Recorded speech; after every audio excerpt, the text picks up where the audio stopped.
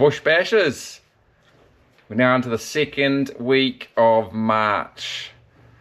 I've heard some whisperings of some stags starting to make a bit of noise, but no doubt that's more than likely on your farm fringes and stuff like that when they start to go a bit early. But in terms of the central North Island bush, probably still a little bit off yet, which is cool because for most of us, we won't be in there till April. So in preparation, I wanted to discuss something that comes up a lot. I see it asked a lot, see all sorts of opinions and stuff. So I guess I just wanted to share where I'm at with it. And what am I talking about? Footwear. Yes. So for those that haven't got themselves sorted yet, or want to be better, or try something different, I think it's important to consider a couple of questions before you jump into what you're going to buy or look into. So first of all, when are you hunting? So if you're an April hunter, you don't really get out the rest of the year. April's probably still one of the more drier months of the year in that central North Island area. So you don't particularly need something that's going to go through mud, a lot of wet country, things like that you might be looking at if you're wanting to hunt in winter, say.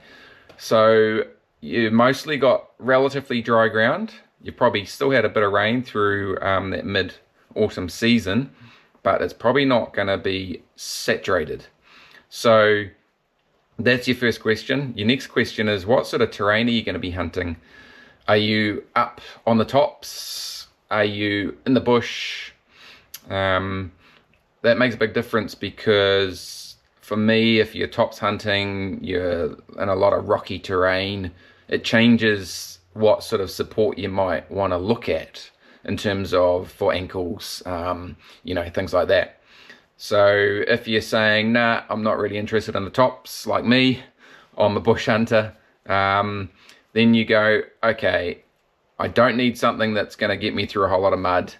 I don't need something that's going to have to climb Mount Everest.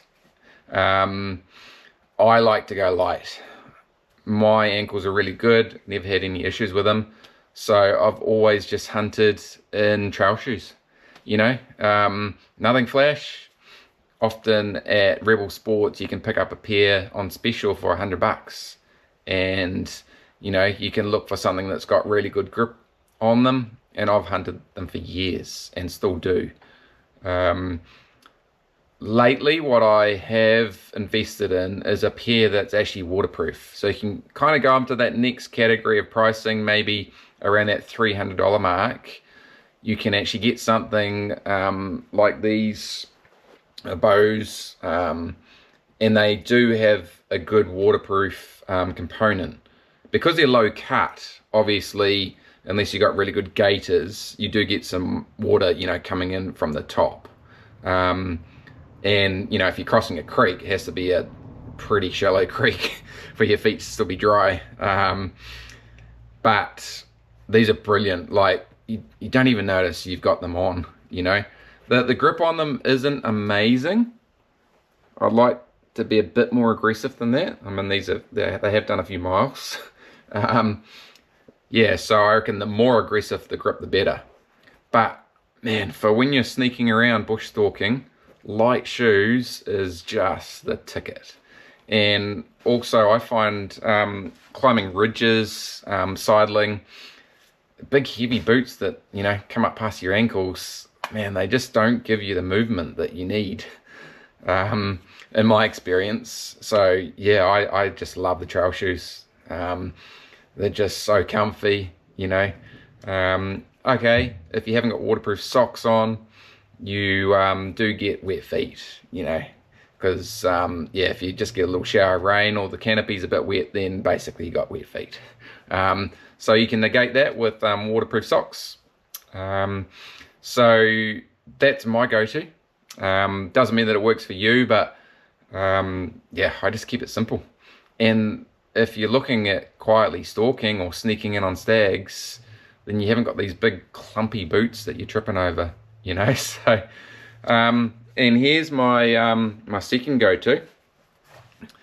So if you got a stag roaring, or if you know an animal's close that you're trying to sneak into, you can, you know, dump your pack in your boots / shoes, and you chuck a pair of these bad boys on.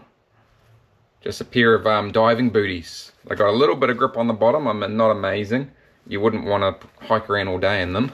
But man, you chuck a pair of those on and it feels like you're going ninja, you know.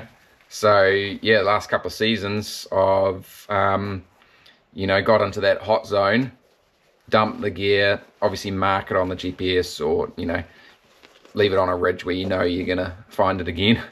And it's just one less thing that you know, rather than breaking a stick, your foot might just kind of mold over it. You're not cracking as much noise, because sometimes if that stag doesn't know you're there and your strategy is to sneak in, which I'll share later on once we get hunting properly,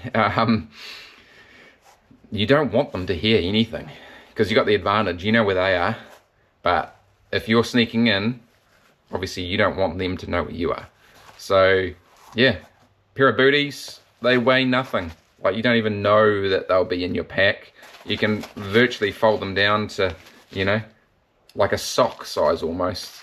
A lot of people just go in socks, which is also works. But I find that, yeah, just having these just gives you a little bit more grip, and just protects your socks a little bit, basically. So yeah, there it is, guys. Footwear. It's a oh, everyone's got their own little opinion, but yeah, that's where I'm at with it, and hopefully it helps you. Sometimes you get the animal, sometimes you get the story. Respect the land, respect the hunt. See you next time. By the way, before I take off, don't forget, like, share, subscribe. The trifecta, the trio. We'll be drawing that trip for those that didn't catch that. I've got a trip up for grabs at the month of May, so you get to pick if you want to go for a red or a seeker. I'll take you in for a 3-day trip, and yeah, it'll be an awesome adventure.